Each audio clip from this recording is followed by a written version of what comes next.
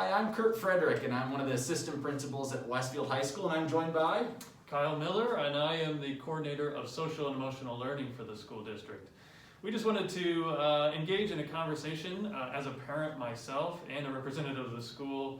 Technology is a beast that we're all trying to navigate. There are really good things and there are things that are challenging. So as a parent myself, I'm really looking forward to this chance to have a conversation about ways in which we can engage in technology in a productive way. And I'm excited for the opportunity to have this follow-up. Grateful for Parent University and the opportunity to view the movie Like. And for us today, as representatives of the school district, we just want to engage with some of the questions and responses that we saw come in and also give some tips, tricks, and ideas that we feel like are valuable and that we're asked frequently throughout the school year. So I'd like to start, Kyle, with just acknowledging that oftentimes parents will ask, as we push virtual learning platforms and students are more and more engaged in social media platforms, what are the ways that we can help our students create good boundaries, healthy boundaries, while also acknowledging the need and the pressures to be involved in social media? So for me, there are 5 great ideas and resources that I found actually from the movie's Like's website. So if you're able to research these yourself, you'll see lots of statistics and then also a couple articles in which they recommended. So my big 5 that I want to share with you today. Number 1, we saw in the movie Like that if you physically remove your phone from your workstation or whatever room that you're in, your mind is able to focus on the task at hand. I know, Kyle, you've talked a lot about multitasking, right? That's not really Yeah. So what's interesting is that multitasking is not psychologically possible. We're either focused on one thing or another. So I prefer the term toggling because you're toggling back and forth from one thing that you're focusing on to the other. It's just psychologically impossible to give your full attention to 2 different things. And something else I learned from the movie is that it takes your brain 20 minutes to be able to really disengage and reconnect with whatever the task was at hand. So giving yourself that decompression time can really derail some of your studies. So if you're able to create a safe space, a workspace, and keep your phone in a separate area, that's a healthy way to dedicate your time and your mental energy to your academics. The second great tip that we heard and saw was about push notifications. So constantly being pinged and have all these alerts going off on your phone, and that need for that instant gratification can be incredibly difficult for students and teenagers and even us as adults to try to push to the side. So if you're able to change those settings in your phone, remove those push notifications or only have the essential ones on your phone, that would be a tremendous recommendation there.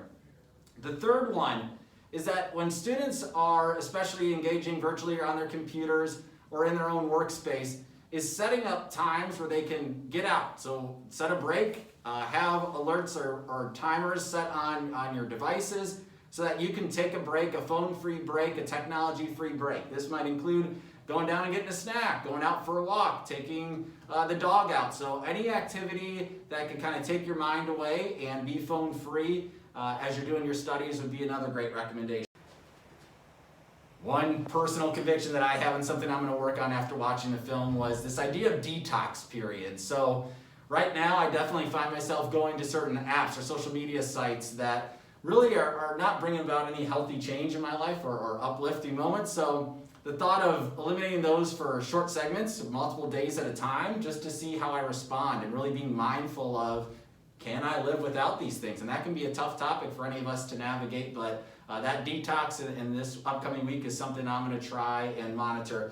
And then one of the 5th things that I saw and heard is that you need to prune. This is a perfect opportunity to prune. After watching this movie, it really brought to light the fact that if I'm going to mute, unfollow, or hide certain aspects of social media or people that I follow, then now would be a great time. So it's a great way to really reduce some of those unnecessary stressors and things that might be making us feel certain ways with social media. So if I'm going to add anything back in, I feel like I'm going to do something that's going to have value added. So whether that's something that's inspirational feed or person, just something that's motivating or positive that I know that if I'm going to engage with social media, I've removed and eliminated things that were not bringing me joy, happiness, but instead I'm going to fill that if I feel a need with something that I know is going to be positive.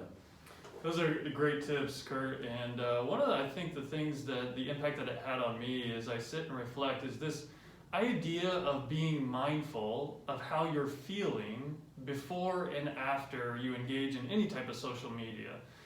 Many times, and we know this as adults, right? Many times we're just kind of asleep to ourselves and we're mindlessly scrolling through Instagram, or I'm a big news person, so just mindlessly running through the news and the headlines without really being mindful of the impact that that's having on me emotionally or cognitively. So one of the things that I'm challenging myself to do is, after I finish reading the news or engaging in some sort of social media app, is to really take an inventory of how I'm feeling afterward. Do I feel more anxious? Do I feel like I've been uplifted, or in some way I've been challenged to have more joy? Or am I tense? Do I feel it in my body? Do I feel it in the ways in which I'm now interacting afterwards? So challenging myself to be very mindful about how I'm feeling after the engagement in the social media activity. One of the things that came up in the video that I thought was really interesting is that actually passive users, those of us which are mindlessly scrolling through whatever platform it may be,